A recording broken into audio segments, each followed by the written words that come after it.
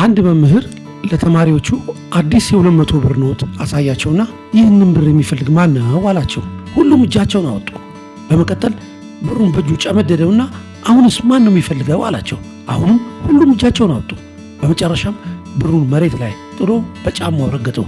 ብሩ ተጨማደደ፣ ቆሸሸም። ከዛም ቀጥሎ አሁንስ የሚፈልገው ማን ነው አላቸው። ተማሪዎቹ ሁሉ አሁንም እጃቸውን አወጡ።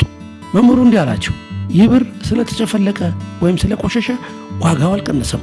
አሁንም ያው 200 ብር ነው።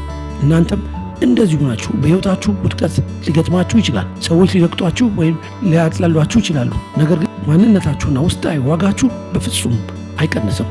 ወገኖቼ፣ ዋጋችሁን የሚወስነው የለበሳችሁት ልብስ ወይም ያላችሁ ገንዘብ ሳይሆን በውስጣችሁ ያለው ማንነታችሁ ነው። ስለዚህ ማንም ዋጋችሁን እንዲቀንስ አትፍቀዱ። ለራሳችሁ እኔ ውድ ነኝ ብላችሁ ንገሩት። ዋጋችሁን አውቃችሁ ለትልቅ ዓላማ ተነሱ።